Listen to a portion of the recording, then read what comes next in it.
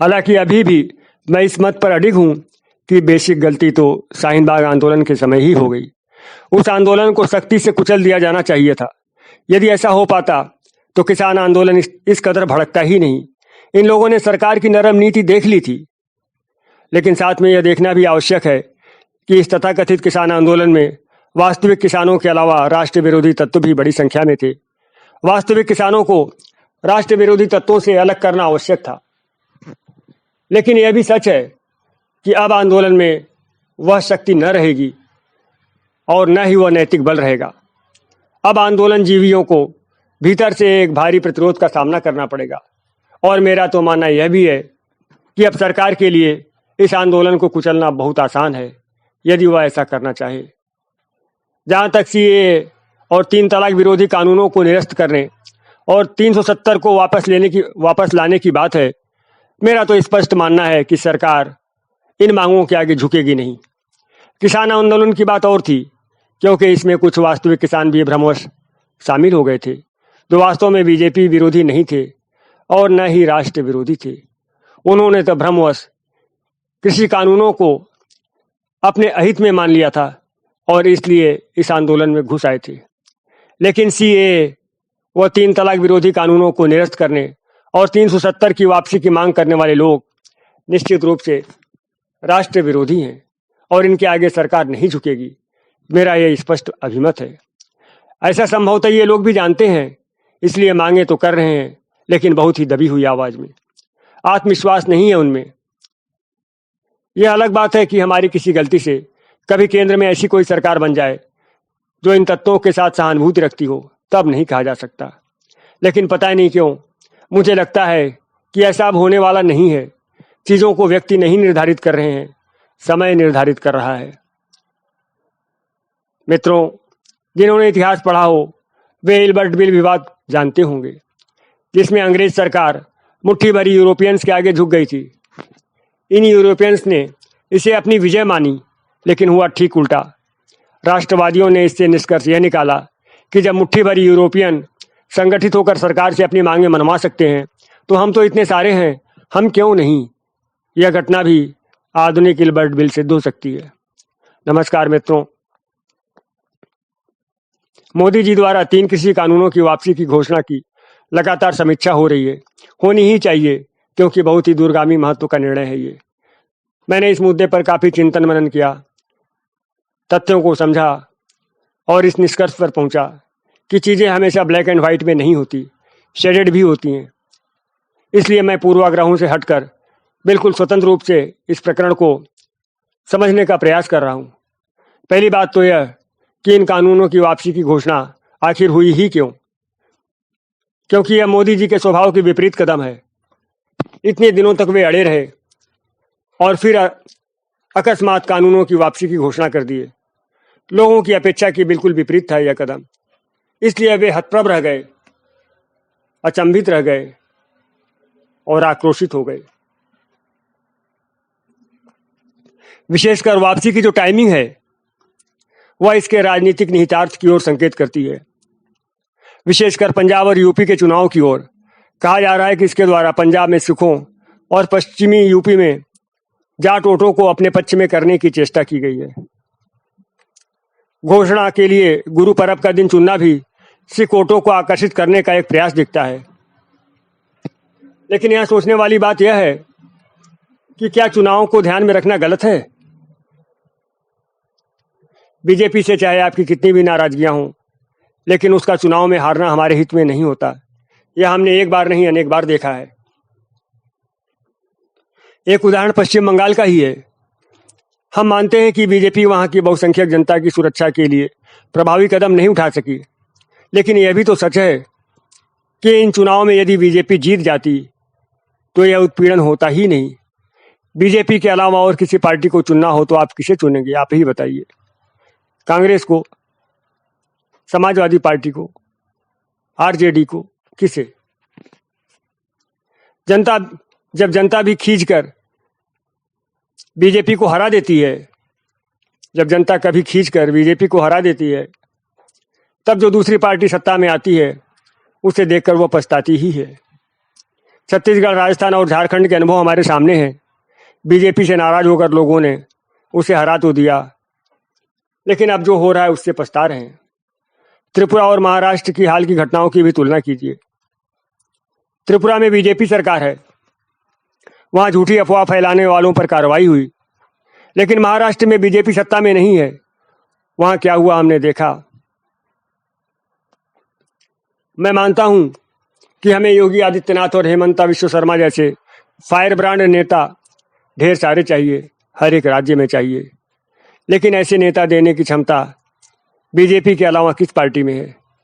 एक शिवसेना थी, उसने भी हमें निराश किया।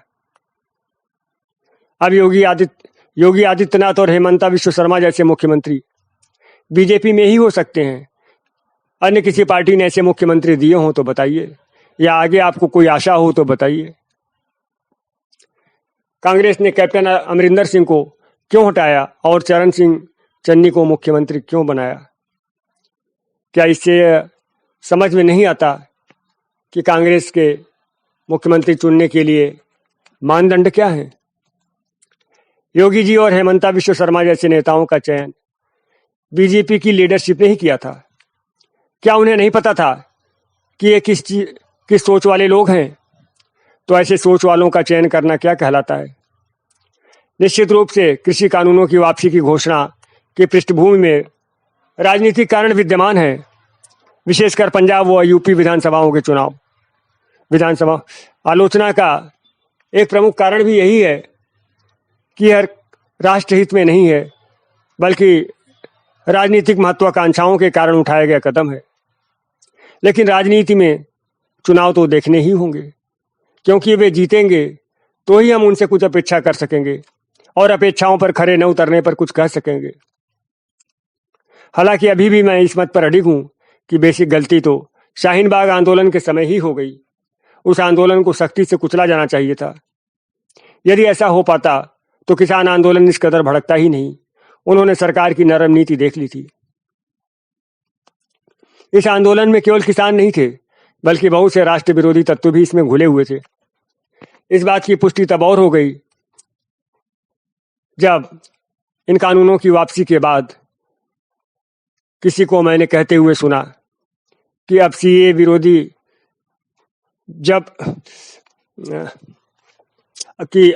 विरोधी आंदोलन में किसान हमारे साथ आए, क्योंकि किसान आंदोलन में हम उनके साथ आए थे। वास्तव में जो भी आंदोलन इस समय देश में हो रहे हैं या पहले भी होते थे, उनमें राष्ट्र विरोधी तत्व घुस ही आते हैं। कृषि कानूनों की वापसी की घोषणा के पीछे यह भी एक कारण समझ में आता है। इस तथाकथित किसान आंदोलन से भ्रमित किसानों और देश के दुश्मनों को अलग करना जरूरी था। पहले ये घुले मिले थे और इन्हें पहचान कर इन पर कार्रवाई करना मुश्किल था। बहुत से सिख व जाट लोगों को अब यह कहते सुना जा सकता है कि बीजेपी के विरुद्ध हम थे ही नहीं, हम तो इन किसान विरोधी कानूनों के कारण बीजेपी के विरोध में आए। हालांकि वास्तविक किसान अब इस आंदोलन से हट जाएंगे या हट गए हैं, लेकिन आंदोलन जीवी अभी भी उठने को तैयार नहीं है। वे नई नई मांगों की सूची प्रस्तुत कर रहे हैं, क्योंकि किसान हित तो उनका लक्ष्य था ही नहीं। किसान तो बस एक बहाना थे। ये बहाने चलते रहेंगे, लेकिन यह भी सच है कि अब आंदोलन में वह शक्ति न रहेगी और न ही वह नैतिक बल रहेगा। अब आंदोलन जीवियों को भीतर से ही एक भारी प्रतिरोध का सामना करना पड़ेगा। और मेरा मानना तो यह भी है कि अब सरकार के लिए इस आंदोलन को कुचलना बहुत आसान है, यदि वह ऐसा करना चाहे। अगली बात यह कि इन कानूनों की वापसी की घोषणा से दूसरे भी बहुत से राष्ट्र विरोधी शक्तियों का मन बढ़ गया है। अब यह मांग उठने लगी है कि सीए 3 तलाक पर बना कानून अनुच्छेद 370 के निष्प्रभावी करने के निर्णय, इन पर भी काम होना चाहिए। तो क्या हम यह सोच लें कि सरकार यहां भी ऐसे ही झुक जाएगी? मेरा तो स्पष्ट मानना है कि नहीं। किसान आंदोलन की बात और थी, क्योंकि इनमें कुछ वास्तविक किसान भी भ्रमोश शामिल हो गए थे, जो वास्तव में बीजेपी विरोधी नहीं थे और न ही राष्ट्र विरोधी थे। लेकिन सीए व 3 तलाक विरोधी कानूनों को निरस्त करने और 370 की वापसी की मांग करने वाले लोग निश्चित रूप से राष्ट्र विरोधी हैं और इनके आगे सरकार नहीं झुकेगी, मेरा ये स्पष्ट अभिमत है। ऐसा संभवतः ये लोग भी जानते हैं, इसलिए मांगे तो कर रहे हैं, लेकिन बहुत ही दबी हुई आवाज़ में। आत्मविश्वास नहीं है उनमें। यह अलग बात है कि हमारी किसी गलती से कभी केंद्र में ऐसी कोई सरकार बन जाए जो इन तत्वों के साथ सहानुभूति रखती हो, तब नहीं कहा जा सकता। लेकिन पता नहीं क्यों मुझे लगता है कि ऐसा अब होने वाला नहीं है। चीज़ों को व्यक्ति नहीं निर्धारित कर रहे हैं, समय निर्धारित कर रहा है। 3 कृषि कानूनों की वापसी की घोषणा ने केवल राष्ट्र विरोधियों को ही नहीं, राष्ट्रवादियों को भी कुछ संदेश दिया है। अब राष्ट्रवादी भी यह सोच रहे हैं कि हम आंदोलन के जरिए अपनी मांग सरकार से मनवा सकते हैं, विशेषकर भारत को हिंदू राष्ट्र बनाना, एनआरसी लागू करना, घुसपैठियों को देश से बाहर करना, यूनिफॉर्म सिविल कोड लागू करना जैसी मांगें मनवाने के लिए सरकार पर अब दबाव बढ़ सकता है।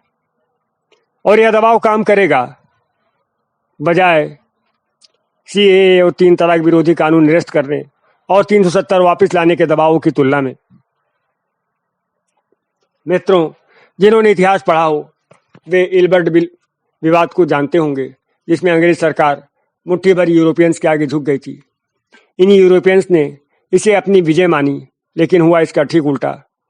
राष्ट्रवादियों ने इससे निष्कर्ष निकाला कि जब मुट्ठी भर यूरोपियन संगठित होकर सरकार से अपनी मांगें मनवा सकते हैं, तो हम तो इतने सारे हैं, हम क्यों नहीं। यह घटना भी आधुनिक इल्बर्ट बिल सिद्ध हो सकती है।